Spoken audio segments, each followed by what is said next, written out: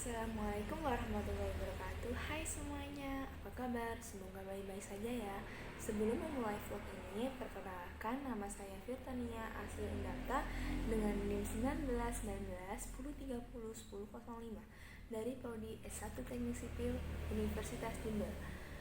Vlog kali ini saya akan menjelaskan mengenai konsep dan studi kasus aplikasi pengukuran horizontal.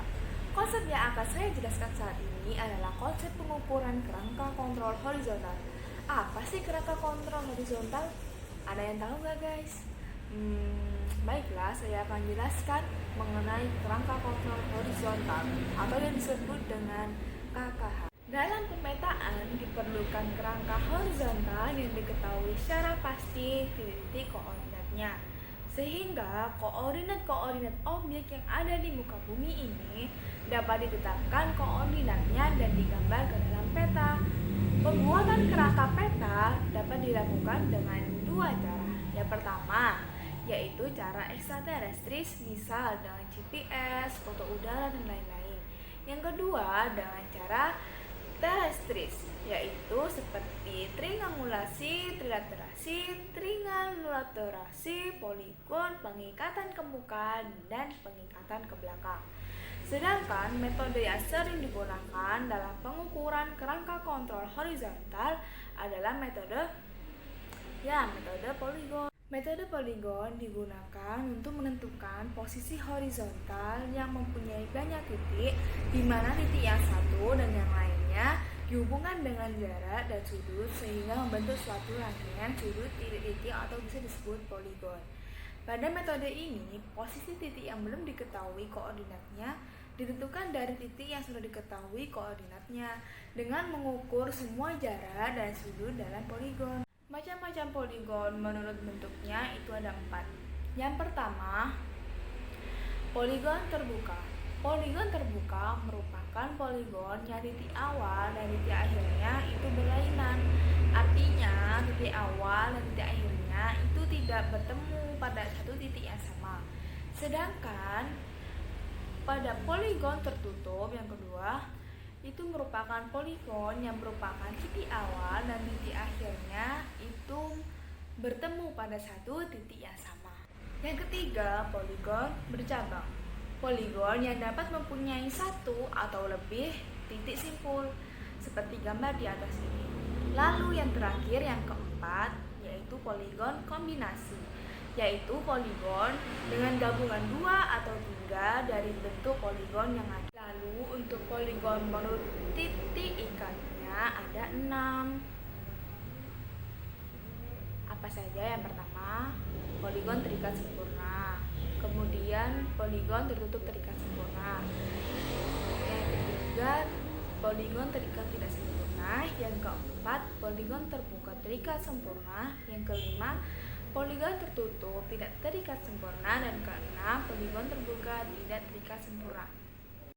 Untuk menghitung sudut alfa poligon terbuka yaitu dengan cara alfa 1, 2 untuk sudutnya sudah diketahui, lalu alfa 2, 3 sama dengan alfa 1, 2 ditambah alfa pada 2 dikurangi 180 derajat. Lalu untuk menghitung sudut alfa poligon tertutup, yaitu alfa 1, 2 merupakan sudut yang sudah diketahui, lalu alfa 2, 3 2 sampai 3 maksudnya sama dengan alfa 1, 2 dikurangi beta 2 ditambah 180 derajat. Tipe-tipe sudut horizontal. Yang pertama, sudut dalam atau interior angle adalah sudut yang terletak di bagian dalam poligon tertutup. Yang kedua, sudut luar atau exterior angle adalah pelingkar sudut dalam pada poligon tertutup.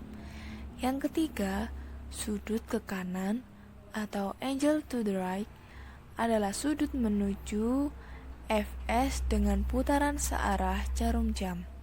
Yang keempat, sudut ke kiri atau angle to the left adalah sudut menuju Fs dengan putaran berlawanan jarum jam. Yang terakhir, yang kelima, sudut defleksi adalah sudut miring antara sebuah garis dan perpanjangan garis sebelumnya, yang terdiri dari sudut defleksi kiri, yaitu sudut defleksi yang belok ke kiri, dan sudut defleksi ke kanan, yaitu sudut defleksi yang belok ke kanan. Lalu terdapat rumus koordinat secara umum, yaitu seperti gambar di atas ini. Lalu terdapat juga syarat geometris hitungan koordinat. Yang pertama ada syarat sudut, yang kedua ada syarat apsis, yang ketiga ada syarat ordinat. Sampai sini sudah paham semuanya teman-teman? Semoga paham semuanya ya. Oke, langsung saja kita langsung praktek pengukuran horizontal dengan metode poligon. Yuk langsung. Alat-alat yang dibutuhkan adalah tali rafia, busur, meteran, kayu, gunting, dan kompas. Ini merupakan patok kayu yang pertama.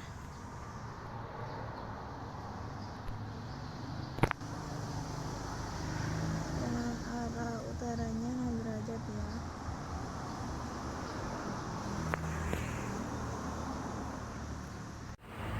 Lalu dari patok kayu yang kedua, tarik sepanjang 100 cm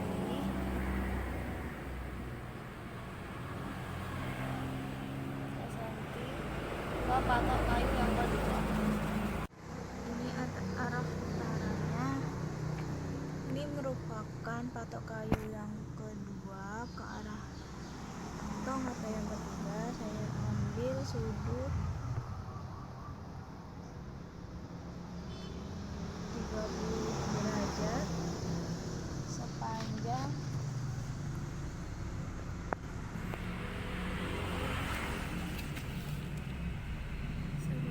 120 cm. Dari patokan yang ketiga dengan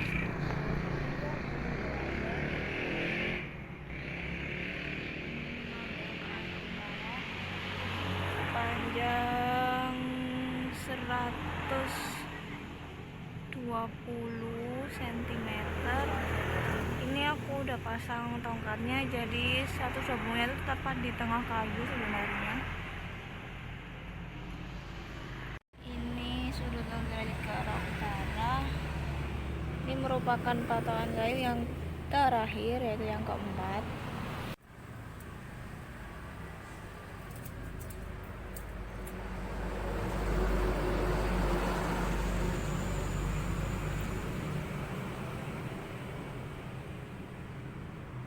Dikarenakan pengukuran tadi itu masih ada busur sama handphone buat kompas, jadinya ukuran jaraknya itu berbeda. Ini menjadi 108 cm pada patokan jarak patok satu dan kedua. Lalu sekarang jarak patok patok 2 dengan patok 3 yang sebelumnya 120 menjadi 128. Lalu dari patok 3 ke 4 yang sebelumnya 120 juga, ini menjadi 128. Ini patok yang terakhir, yaitu yang keempat. Ini jarak dari patokan yang terakhir yang keempat dengan ke patokan yang pertama, yaitu dengan panjang 120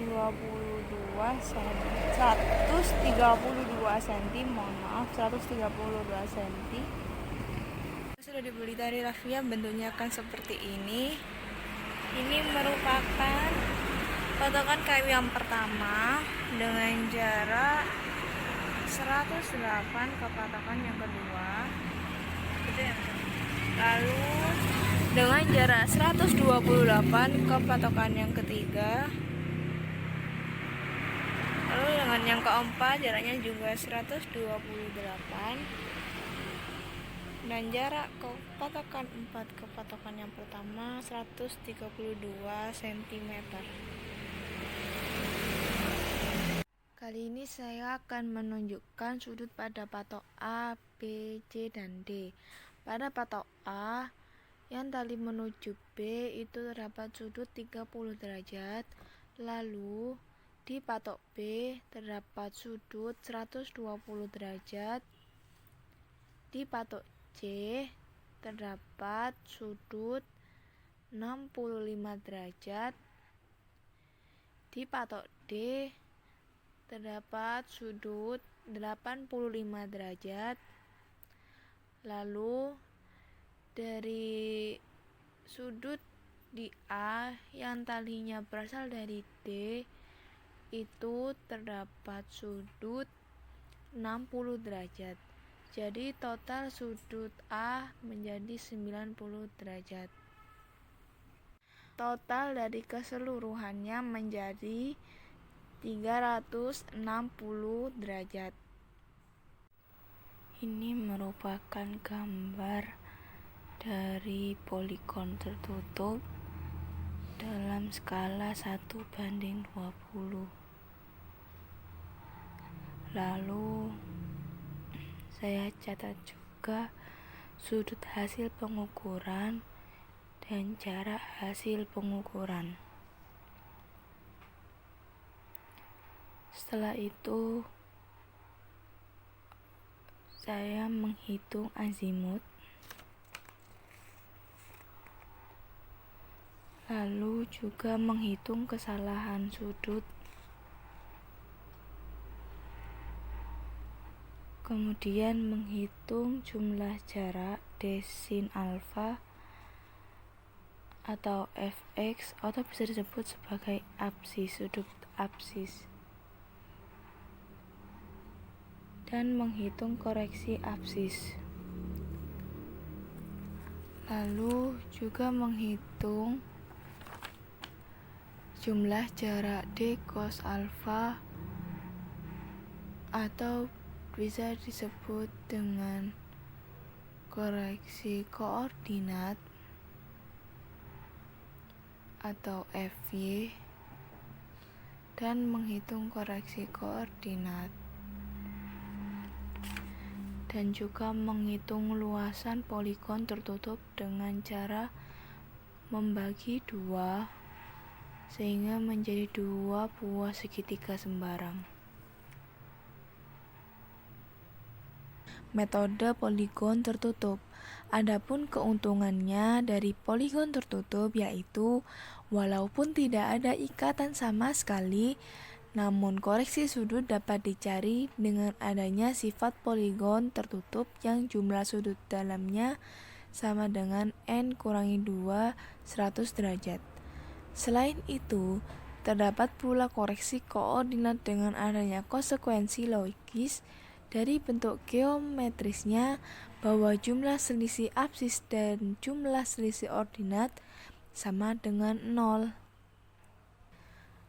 Lalu kelemahan poligon tertutup yaitu bila ada kesalahan yang proporsional dengan jarak salah satu dari sistematis tidak akan ketahuan. Dengan kata lain, walaupun ada kesalahan, namun poligon tertutup kelihatan baik juga. Jarak-jarak yang diukur secara elektronis sangat mudah dihinggapi kesalahan, seperti kesalahan frekuensi gelombang. Sekian vlog yang telah saya buat. Kurang lebihnya mohon maaf apabila ada salah kata maupun tulisan. yang entah itu sengaja maupun tidak sengaja. Saya minta maaf sebanyak-banyaknya dan terima kasih telah menonton vlog ini untuk mengumpulkan tugas ilmu ukur tanah materi kerangka kontrol horizontal atau KKH semester 2 jurusan Teknik Fakultas Teknik Sipil Universitas Jember. Terima kasih semuanya. Wassalamualaikum warahmatullahi wabarakatuh. Jangan lupa subscribe, comment, and like. Terima kasih.